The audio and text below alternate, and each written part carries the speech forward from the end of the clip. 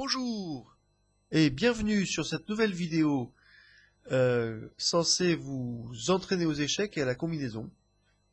Toutes les positions que vous allez voir sont issues de mes parties d'amateurs et vous ne devriez donc pas avoir beaucoup de mal à trouver les suites gagnantes.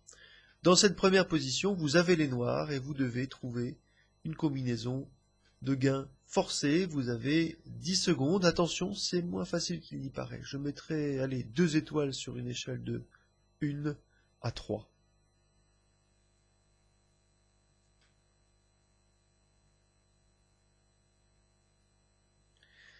Alors, l'indication est assez simple. Vous voyez que chaque camp possède un fou et une dame, et aucune des 4 pièces n'est défendue, si ce n'est le fou noir par la dame noire. Les noirs ont le trait, et leur objectif va être de gagner du matériel, en fait.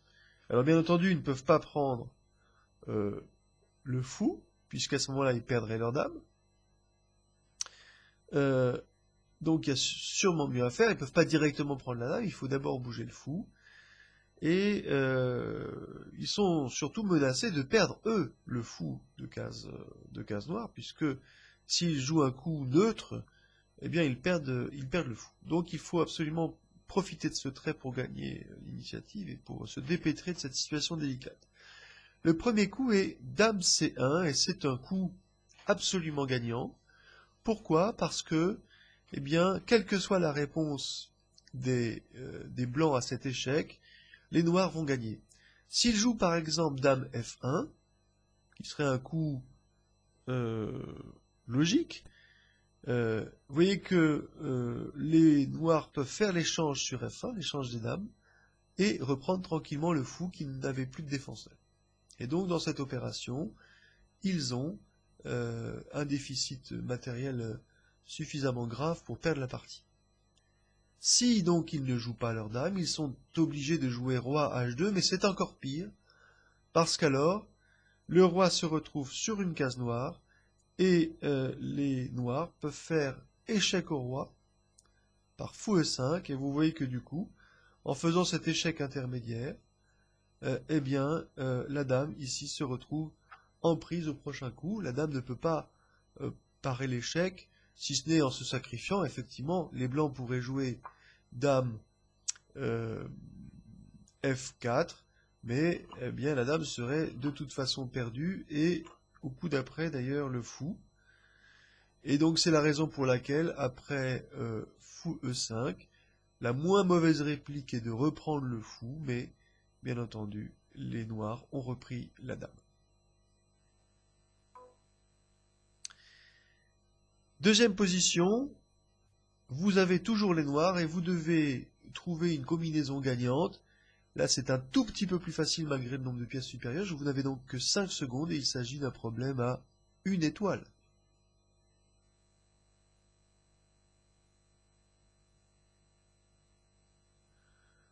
Bon, alors c'est très simple, hein. La combinaison est basée sur le mat du couloir. Vous voyez que ce fameux couloir vulnérable n'est défendu que par la dame ici. Et donc cette dame ne peut absolument pas quitter ce couloir. Donc le premier coup est un coup très fort qui est Dame H4, qui menace tout simplement de prendre la dame, et si la dame s'en va, bien entendu, si la dame est capturée plutôt par les blancs, eh bien, tour F1 fait échec et mat. Donc la dame est imprenable, il faut faire quelque chose, mais il faut éventuellement défendre la dame, en tout cas se soustraire de cette attaque. Et là on voit tout de suite qu'il y a un deuxième problème pour les blancs, qui est que aucune des cases de fuite possible de la dame n'est, toujours sur la première rangée, n'est accessible, puisque les 3 pièces, la tour et les 2 fous, contrôlent les cases D1, F1 et G1. Et donc la seule réplique est donc de jouer G3, mais après G3, eh bien, les noirs jouent tout simplement fou F3, échec et mat. Sympa.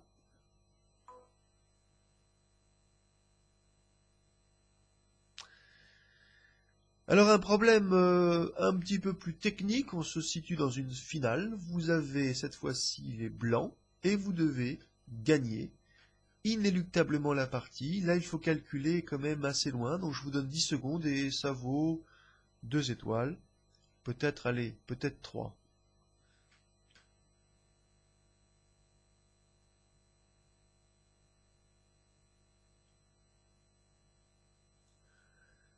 Ou alors, on a le sentiment que dans cette position, les noirs sont beaucoup plus avantagés. Pourquoi? Parce que ce pion, il est défendu par le roi, il menace de faire échec en jouant E2, en étant tout à fait défendu par la tour.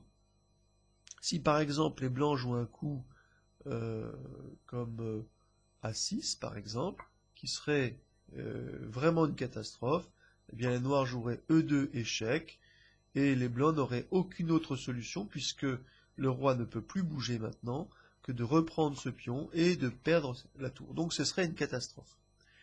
Alors il faut trouver la meilleure défense, et souvent la meilleure défense est une défense agressive, active, c'est une des façons de défendre aux échecs. Là on ne peut pas se contenter d'un coup de position, il y a vraiment une urgence. Et la meilleure défense c'est tout simplement tour prend E3. Pourquoi? Eh bien d'abord parce qu'on élimine ce pion menaçant qui était candidat à la promotion. Ensuite parce que si le roi reprend, et il n'a pas beaucoup de choix, il n'a pas beaucoup de meilleurs coups à faire que de reprendre, eh bien il va libérer la défense, il va rendre la tour noire plus exactement sans défense. Et même d'ailleurs s'il ne reprend pas, parce que s'il ne reprend pas, il serait obligé de s'éloigner ici, ou ici, ce qui de toute façon ferait perdre la tour noire. Donc, il reprend la tour, c'est quasiment le seul coup logique, et le roi reprend l'autre tour. Donc maintenant, les blancs se retrouvent, sans souci, avec un pion d'avance et 2 pions passés liés, avec un roi qui est assez loin de l'objectif. Vous connaissez bien sûr la règle du carré. Ici, il faudrait que le roi puisse pénétrer dans ce carré pour pouvoir arrêter la course du pion blanc. Donc le pion blanc, ici en A5, va aller à promotion. Et la suite logique, c'est une course de vitesse maintenant, puisque les noirs n'ont absolument plus d'intérêt à aller essayer de gougnoter le pion A5. Donc ils jouent pour la course de vitesse, F4, mais ça va être un petit peu plus compliqué pour eux, parce que le roi blanc va faire un barrage efficace. Voilà ce que ça donne, A6, roi E2, pour protéger cette fois-ci cette case, et c'est effectivement un très bon coup, cette case de promotion, ici, et donc A7, F3 échec, le roi remonte en G3. Pourquoi? Parce que s'il redescendait en G1, les noirs avançaient leur pion avec un gain de temps. Et maintenant, F2, la suite logique, Dame, F1 Dame, on se dit que la position est nulle, mais non, parce que maintenant il y a une magnifique ressource tactique qui est Dame A6, qui prend en enfilade la Dame, et elle sera inéluctablement perdue. Roi E1, Dame F1, la Dame est capturée, le roi reprend, et là plus rien ne s'opposera maintenant à l'avancée du pion, l'autre n'étant absolument plus passé. Voilà, donc une petite position pour vous montrer que les finales sont souvent négligées par les joueurs moyens, et souvent elles sont pourtant l'occasion de faire des belles combinaisons et de briller. Je vous remercie pour votre attention, je vous donne rendez-vous pour une prochaine vidéo d'exercice tactique dans peu de temps. Je vous souhaite plein de bonheur et plein d'amusement en jouant aux échecs. Même à très faible niveau, je vous jure, on se fait vraiment plaisir. À bientôt pour de nouvelles aventures. Au revoir.